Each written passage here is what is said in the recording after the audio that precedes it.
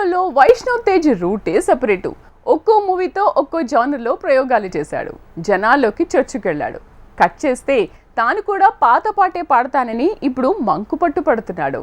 విచిత్రంగా వైష్ణవ్ మీద ఇప్పుడు ట్రోలింగ్ పెరిగింది. కాంట్రవర్సీలు లేని హీరో పేరు ఇప్పుడు సోషల్ మీడియాలో కామెంట్లకు అడ్రస్ అవుతోంది. ఆదికేశవ టీజర్ మీద ట్రోలింగ్ పెరిగింది.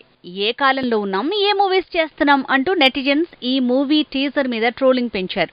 దీనికి కారణం వైష్ణవ్ తేజ్ కూడా మాస్ రూట్ లో రొటీన్ ఫార్ములానే ఫాలో అవ్వటం. ఉప్పిన మూవీతో వైష్ణవ్ తేజ్ మరో వరుణ్ తేజ్ అన్నారు. అలా నటనతో పాటు క్లాస్ రూట్ లో మంచి గుర్తింపు దక్కింది. అలాంటి హీరో సడన్ గా మాస్ జపం చేయటం మీదే సెటైర్లు పేలుతున్నాయి.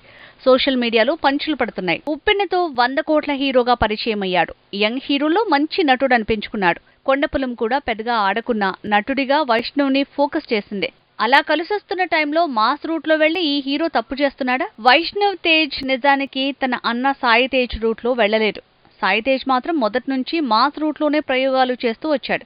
అలాంటి తానే విరూపాక్ష అంటూ మాస్ జపం మానేసి వేరే ప్రయోగాలు చేస్తున్నాడు.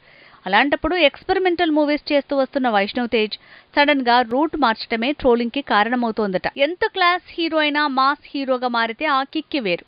ఆ మార్కెటు క్రేజు ఎవరికి వద్దనిపిస్తుంది. అందుకే వైష్ణవ్ తేజ్ కూడా ఆదికేశవ్ అంటూ సమరసింహారెడ్డి లాంటి కథకి కమిట్ అయినట్టు కనిపించాడు. అయితే ఎంత మాస్ హీరో అవ్వాలంటే మాత్రం మరీ అంత అవుట్డేటెడ్ కాన్సెప్ట్ ఎంచుకుంటాడా అని టీజర్ మీద ట్రోలింగ్ పెంచేశారు.